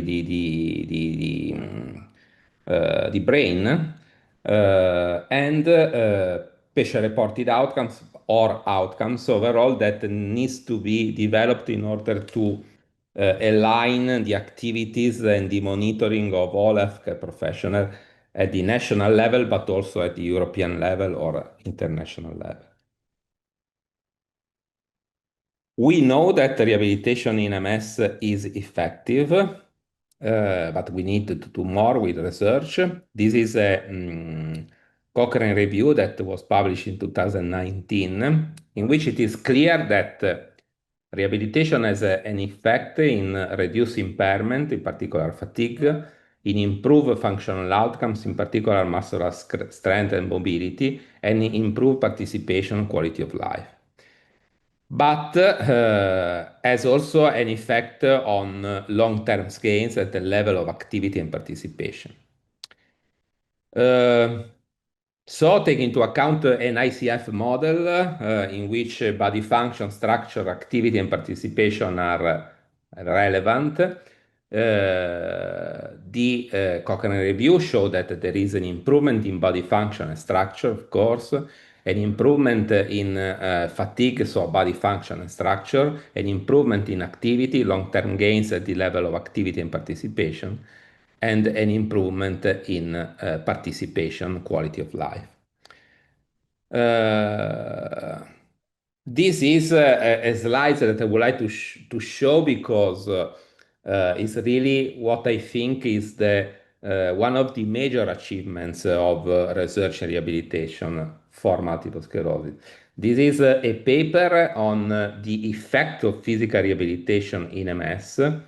This is based on inanimate animal model, but we see also the effect on human, of course. But what we can say is that physical exercise have an effect that is a biological effect on brain and also a biological effect on lymphoid organs, so on our immune system. So with rehabilitation, with physical exercises, we can have an effect that we can say is also disease modifying. So it's a therapeutic effect on multiple sclerosis. And this is really very well shown by this review published by a group of colleagues here in Italy, in which we highlighted the effects of rehabilitation in different areas of the brain. You can see that there is a list on the right part of the slides on effective treatments that can change functional and plastically the brain in people with MS. And in the chart, in the image, you can see that there are effects that are structural in terms of changing the structure of the brain, but also functional in terms of modifying the activities of the brain in order to be more effective. This is really, I think, the one of the key goals that we achieve with research and rehabilitation, but of course we need to do more and to improve these evidences. There is a clear role of the possibility to use early rehabilitation in improving the life of people with MS. There is a window of opportunity that we have to explore. In these slides, it's clearly shown that there is a gap in the study already published in neurorehabilitation that shows that we need to study more the prodromal phase of the disease or the first year of the disease with rehabilitation. But I would like to show also that there are some papers that are saying that physical exercise in MS could be a disease-modifying treatment. So basically, these are the key messages of my presentation. There are some barriers, of course, in research, but also in the clinical activities of rehabilitation, fragmented methodologies. The access to rehabilitation is not heterogeneous in all regions and countries. The funding for research and rehabilitation are often underfunded compared to pharmacological trials, and in this context, the role of MS association is fundamental. There are different disciplines that needs to work really in an interdisciplinary way, not in silos. There is a need to a better data integration and also rehabilitation research is still not, at least at the national and EU policy level, prioritized as much as is needed from my perspective. There are also opportunities, of course.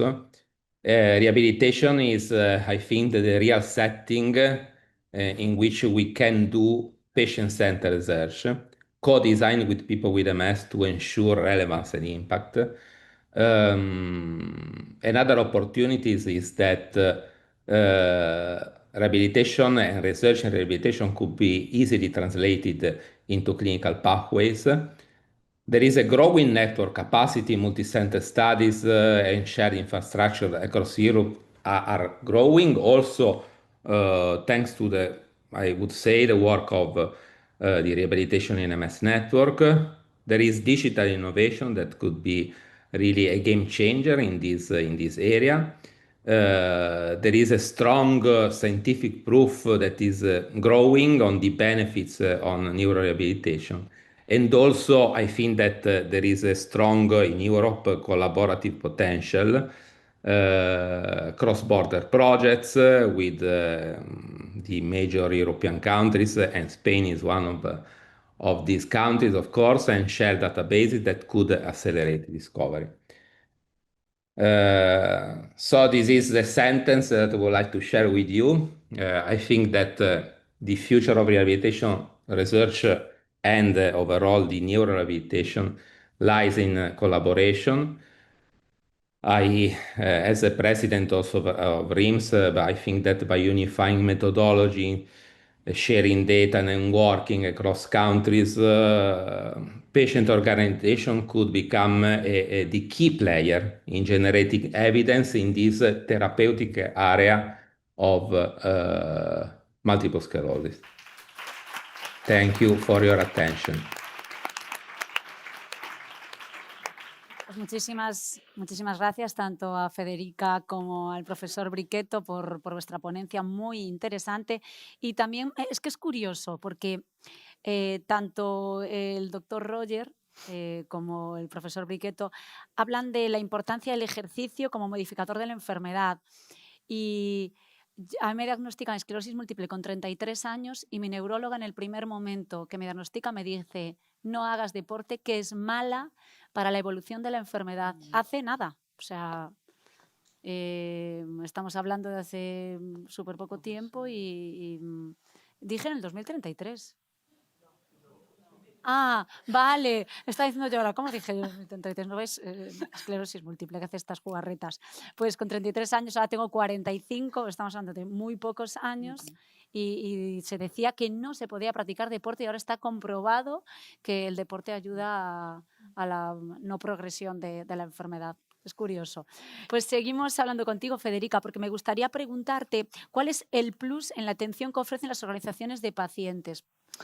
El plus es escuchar a las personas y empezar todas las acciones de las personas con EM, las necesidades y después tener un número muy alto de personas con EM entre de la organización, porque, por ejemplo, mi experiencia es la misma de Ana, porque mi diagnosis de EM es vieja y en primer lugar no me gustaba ir a la organización porque no me gustaba pensar a la EM, los síntomas y la enfermedad. Pero después he pensado que puede ser importante ser actor de mi vida, no solamente de mi vida, pero de la vida de toda mi comunidad de personas con EM. Y así creo que juntos somos más fuertes, porque las personas con EM tienen que sentar en la asociación y hacer todas las cosas importantes para él, para ella, para ellos. Y bueno, esta es la fuerza de la organización, porque nosotros no trabajamos para las personas, porque no somos otras entidades, somos organización de personas con esclerosis múltiple y tenemos la fuerza de hacer todas las acciones, las actividades, proyectos con todas las entidades, las instituciones, los centros clínicos, los hospitales y bueno, esta es nuestra fuerza. Y también, es claro, escuchar las personas con EM, las necesidades, los síntomas también invisibles, es muy importante porque así nosotros podemos compartir qué significa para nosotros vivir con estos síntomas y cómo podemos hacer para combatir las barreras arquitectónicas y todos, para vivir bien en el trabajo con mis síntomas de EM, cómo puedo hacer. Y bueno, esta es nuestra fuerza, yo pienso. ¿Y qué ofrece una asociación como la vuestra, ¿no? en Italia, Asociación Italiana de Esclerosis Múltiple, a las personas jóvenes que padecen la Es mi enfermedad? experiencia porque estuve joven cuando recibí la diagnosis de esclerosis múltiple y en el 2008 la situación era diferente, por supuesto, no muchas personas jóvenes, pero empezamos en esos años con el grupo de jóvenes con EM y después, entre los años, hemos creado una red, una comunidad de jóvenes con EM.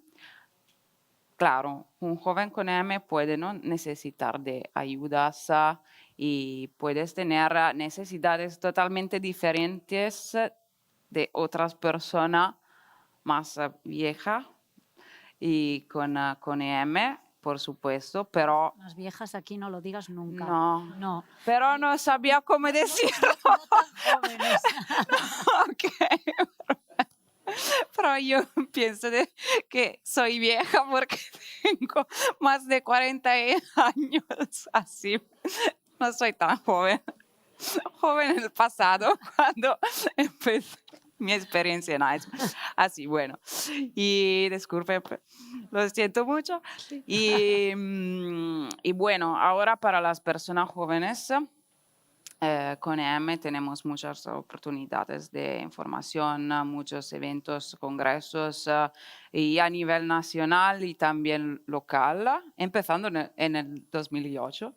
Y un sitio, un blog, Facebook, pero bueno, siendo así cercanos de las personas con estas oficinas provinciales 98, podemos hacer las actividades para las personas jóvenes también.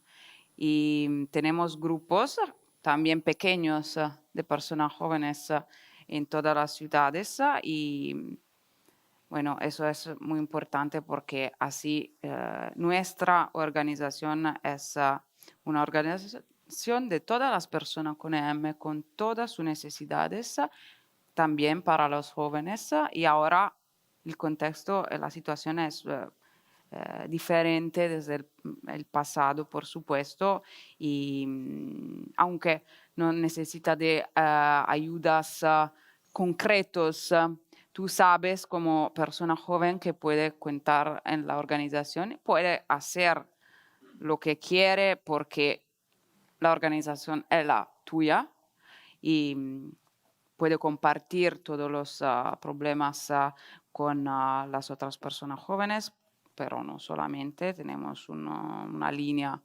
gratuita para personas jóvenes, no solo jóvenes. Y bueno, eso es para nosotros y ahora contamos en muchos jóvenes y también en nuestros eventos nacionales, que tenemos 3 eventos nacionales cada año. Tenemos muchos jóvenes que son voluntarios de nuestras oficinas provinciales y también a nivel nacional en el Consejo Nacional. Y esto creo que es posible porque en todos estos años hemos trabajado por eso, porque, bien, están las personas jóvenes, no solo jóvenes, pero la EM es varia, es de todos. La diagnosis es entre 20 y 40 años y así están muchos jóvenes con diferentes necesidades y, bueno, tenemos que hacer todo, para todos. Para Eso. los jóvenes y no tan jóvenes. Y no tan No joven. viejos. No viejos. Federica, muchísimas gracias, Gracias también a al usted. profesor Brinqueto Gracias. por vuestras informaciones, por compartir con nosotros, porque aprenderemos y exportaremos muchísimas No. cosas vuestras. Es muy importante eso y espero que continuamos a hacer eso. Esta colaboración siempre es muy importante. Maravilloso. Gracias. Muchísimas gracias.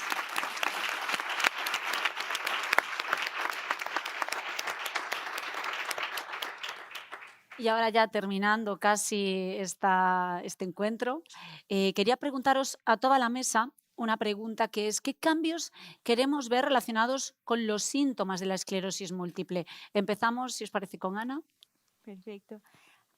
Bueno, desde MSP esperemos que con proyectos como el que he presentado hoy podamos, lo que decía antes, podamos usar esta herramienta para para reunirnos con políticos a nivel regional o nacional o en nuestro caso más a nivel europeo y podamos impulsar cambios en respecto a las políticas que al final sean un beneficio para todos los que vivimos con esclerosis múltiple.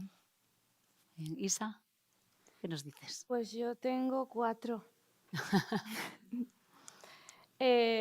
A nivel legal, burocrático y todo esto, todo el tema de conseguir esa valoración de discapacidad, incapacidad, está todo muy a mejorar. Yo llevo 3 años luchando porque me den realmente el porcentaje de discapacidad que realmente tengo y la primera carta fue un 10%. Y no solamente tengo esclerosis múltiple. Lo voy a resumir ahí porque yo me he escrito más cosas. Por otra parte, a nivel social, que se comprenda de una vez que nosotros podemos arrastrar la pierna por la mañana y estar en una clase de baile por la tarde. Es que llevo a mis vecinos muy locos, porque de repente en el mismo día salgo con bastón, salgo con muletas, voy caminando normal, voy con un parche en el ojo o vete tú a saber. Entonces, claro, hay veces que me miran mal porque no entienden. O sea, yo entiendo que esto es difícil de entender, pero yo creo que esta enfermedad ya, con la cantidad de personas que tenemos esta enfermedad, ya se debería de conocer que es una cosa muy fluctuante y no es que estemos fingiendo, al revés. Muchas veces fingimos estar bien. Tercera cosa, me parecería muy importante incorporar nutricionistas al tema de la seguridad social. Y cuarta cosa, a nivel familiar, que entiendan que la relación con nosotros no tiene por qué cambiar, que no se amedrenten, que tampoco que hagan como que nada ha ocurrido y que entiendan que podemos seguir hablando de cualquier cosa, pero que hay un tiempo para todo y que cuando existe una esclerosis múltiple también hay que aprender a darle su lugar. Y la última cosa que quiero decir es que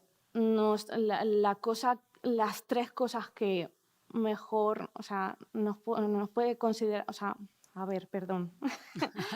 Las tres cosas que podemos interpretar más como un regalo. La primera es que nos digan, te creo y veo tu sufrimiento. La segunda es que nos digan y nos demuestren, no me da miedo seguir siendo parte de tu vida. Importante, porque la gente desaparece, literalmente. Y la tercera, que te digan y te hagan sentir, sigues siendo igual de válida o válido e importante. Qué bonito.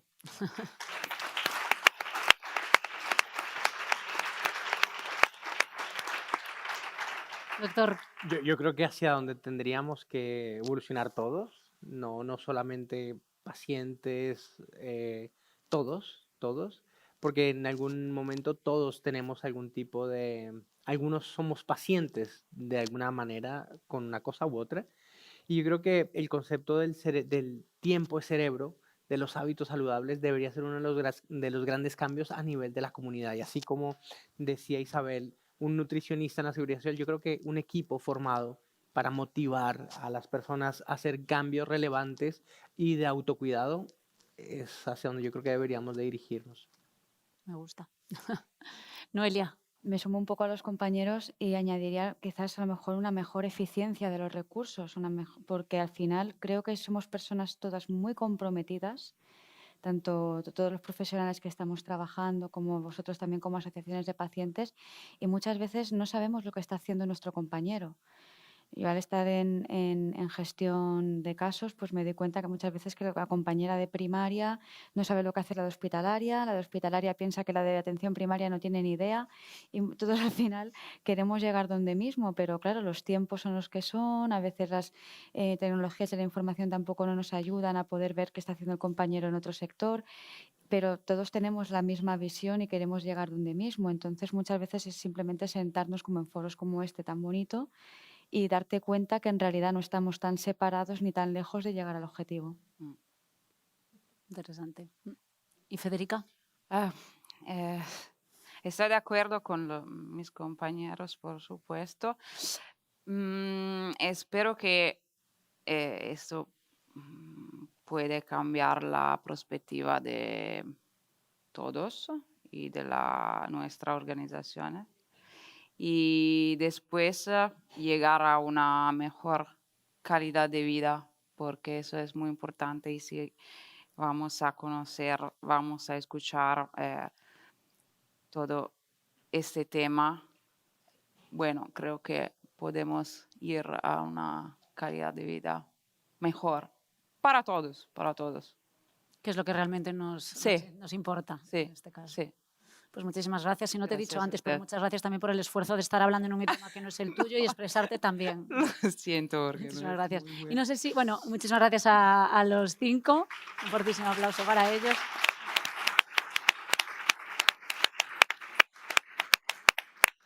Y no sé si tenemos tiempo para hacer alguna pregunta al público.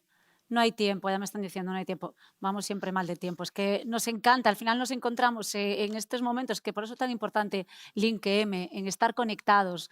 Es necesario y compartir experiencias, vivencias, conocimiento. De la experiencia a la evidencia y de la evidencia a la acción. Centrar el foco en los síntomas de la esclerosis múltiple en esta edición de Link-EM, saber, conectar e innovar en esclerosis múltiple, es un paso más hacia los cambios que queremos ver en las políticas sociales y sanitarias, en las consultas, en la rehabilitación, en las organizaciones de personas con esclerosis múltiple, en definitiva, en el día a día de las personas con EM y en nuestras familias. De verdad que muchísimas gracias. Me quedaba con una frase que decía Federica, que juntos somos más fuertes, que sigamos luchando. Hay muchísimas frases con las que me quedaría: fingir que estamos bien, millones de cosas, esos síntomas invisibles, esa concienciación en la sociedad.